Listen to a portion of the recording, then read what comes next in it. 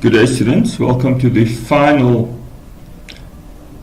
unit, and that's the forms of the verb. Now, Arabic has various forms, and what you've done now so far is called the basic form for Form 1. For example, you have kataba, and the present tense is yaktubu. You've done that already. However, very often letters are added to this basic verb, which gives it a new meaning. These letters then give the verb another form. For example, take the word kataba. You can say, now kataba means to write, but if you add an alif there, it becomes, you can see this alif in the middle here, it becomes kataba. Okay, and this becomes another form. And this means to write to somebody. You'll get used to that.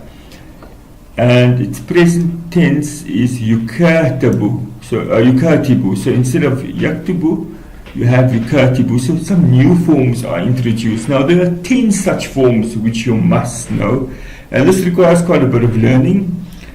They appear difficult at first, but once you master them, they actually make your learning of Arabic much easier down the line. And it's, if you apply yourself, it should be quite, straightforward to master them.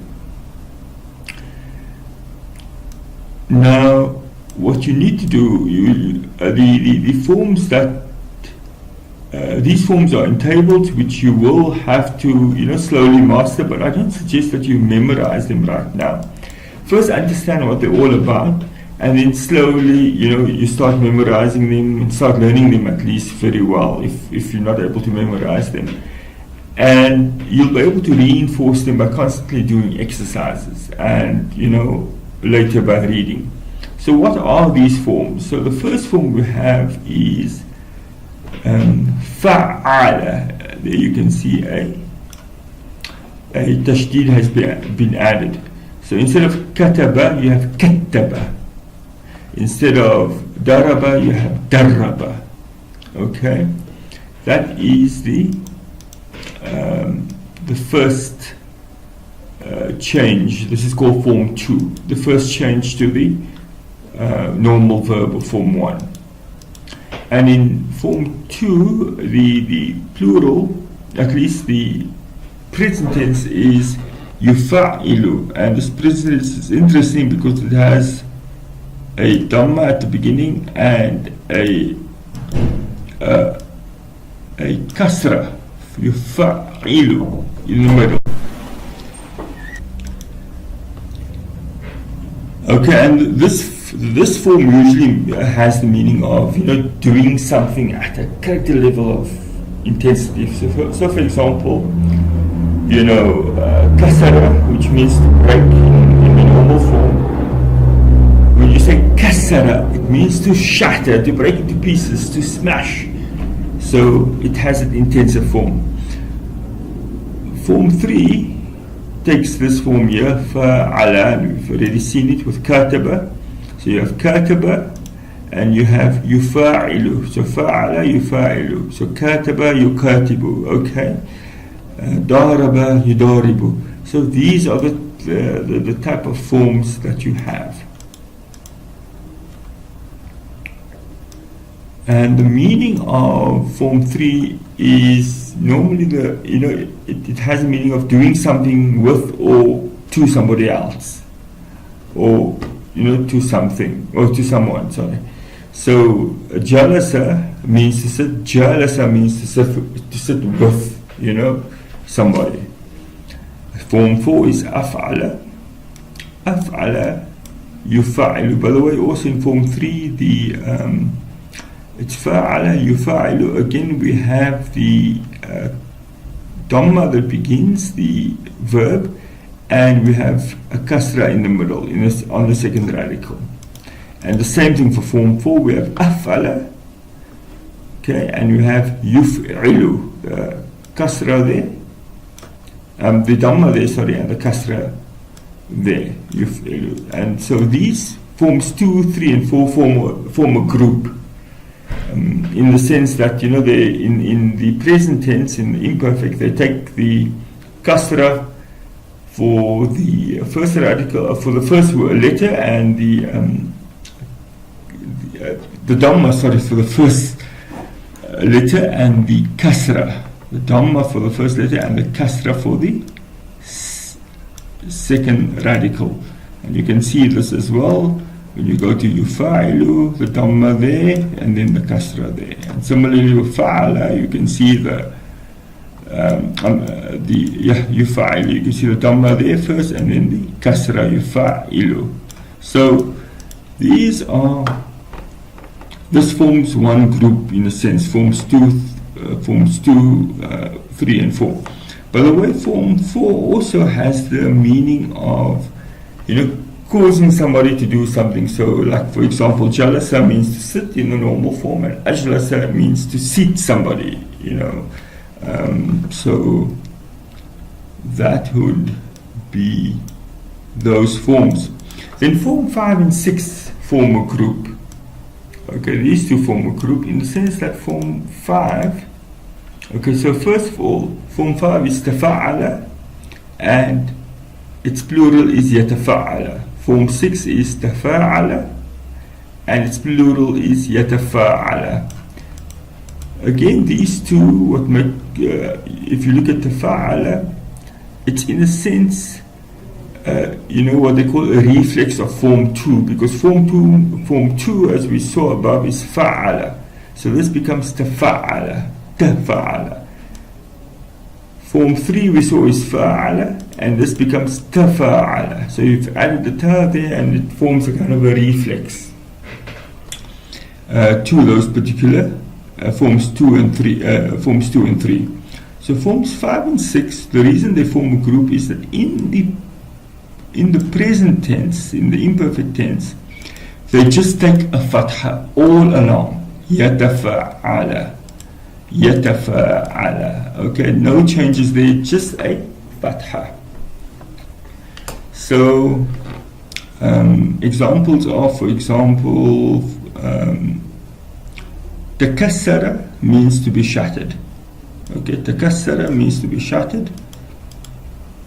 Interestingly, we said it's a reflex of form 2, and you can say kassara means to shatter, okay, to smash. Takassara means to be smashed, to be shattered. Similarly, tafa'ala, yatafa'ala. Now this is often a reflex of form 3. So awana in form 3 means to give help to somebody. But ta'awana means, you know, to help one another. It's not exactly a reflex, but you know, it has that meaning, ta'awana, to give help to somebody. And again, you know, it means things, to do things with each other, to help one another, for example. Now, tafa'ala, again, as I mentioned, yatafa'ala has also just takes the fatha, and so these two forms, 5 and 6, have this particular pattern. When we come to form 7 to form 7 and 8, and we can include forms 9 and 10 as well. These also have, you know, these may be classed as one group. Form 7 is frequently rare, is you know, is a bit rare, but it crops up now and then. Actually, it's not that rare, sorry. It is, you know, fairly commonish. It has the meaning of an intransitive verb. In other words, you know, an action being done, you know, not somebody causing an action, but rather, you know, an action being done to something that doesn't really, you know, cause too much of an action. For example, in fa'ala, yanfa'ilu. Now here, just let's first get this sorted out. In fa'ala is the form. In fa'ala, the alif and the noon has been added. And then its imperfect tense is yanfa'ilu. So here it takes a kasra for the second radical, yanfa'ilu. And similarly here, form 8 we have ifta'ala, okay, begins with a kasra in the imperfect. The kasra yafta'ilu is again on the middle radical.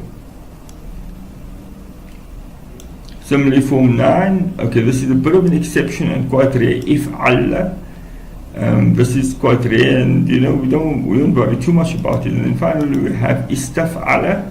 Although, if you look at the details, you'll find that this is really also falls within these particular patterns here, and we'll come to that a bit later. Istaf'ala is very common, and it's imperfect is yastaf'ilu, and yastaf'ilu, as you can see, ilu has a kasra again in the middle in the imperfect. So let us just look at some aspects of these verbs individually.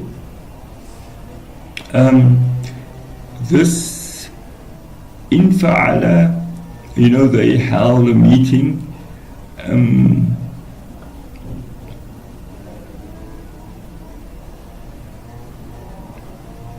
In form 7, so coming to its intransitive, don't worry too much about this, but it basically means it's not object to the verb very often. So, for example, they held a meeting. It means a meeting was held. There was no object there. Meeting is the subject of the sentence. So you could say, in aqada al-ijtima', a meeting was in aqada ijtima'un, a meeting was held. So that's form 7. Now form 8 is very common. Ifta'ala yafta'ilu. It has a variety of meanings, and it's best not to confine it to particular ones. An example is, for example, iktasaba, okay, which means to acquire, to earn. Form 9, I said let's not worry too much about it. An example would be ihmarra, to become red. It only actually applies to colors and to something called defects like blindness and deafness and so on. But don't worry too much about it. And then finally we have this very common one, istaf'ala. Istaf'ala has a variety of meanings. It's very, very common, as I said. But often it means, even though it has a variety of meanings, it often means seeking to do something or making a judgment. So for example, istafhama means to inquire. In other words, you seek to understand. By inquiring, you seek to understand. So you have istafhama. Istahsana, it's you're making a judgment. Ihsana, you're considering something good, judging something as good. Now, in the rest of the unit, we'll be providing tables of verbs for forms 2 to 10. Now, I'm not going to go into these details, okay? You can memorize them if you want to, but an easy method of getting used to them is simply by constant reference. Okay, whenever you read a verb in a sentence and you don't know to whom it refers, go back to the table and again. You may find yourself doing this again and again, especially in the beginning, but gradually you will get used to these verbs and become less reliant on the table. If you've got the capacity to memorize, fantastic, do that. But you really need to, master these tables. I'm not going to go through them because you need to, you need to go through them yourselves. And we've got all the details. It's basically all standard tables, and they follow certain patterns which you'll recognize as you go through them. It's based upon that original kataba table. Kataba, yaktubu, taktubu, and so on. Taktubina.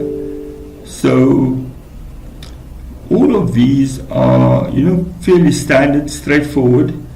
It's just the it takes on different forms, but the forms themselves, there's no kind of curve balls that really should cause you any problems, but you need to, at the end of the day, know these particular tables. And then finally, also, all these forms have an imperative as well as a verbal noun. And, so for example, you have the verbal noun shuttering that comes from the word shutter. And the imperatives here also, if you look at it, the command verbs, also are a bit different from what you will find for the normal verbs. It doesn't have prominently, it doesn't have the alif in front. It takes its own style. And please also go through your study guide for the detailed tables. Here, for example, fa'il refers to the first form, you singular, fa'il, do. You're referring to a singular male. But for example, you would say fa'ilu for if you're referring to a group of males, do. So those kind of tables can be found in the study guide, the full version. Okay, so I'll leave you there.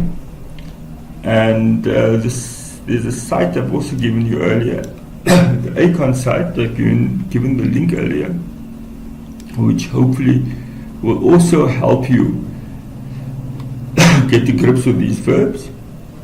But remember, basically it's a matter not of sites and so on, but really mastering it yourself. Okay, so best of luck to all of you.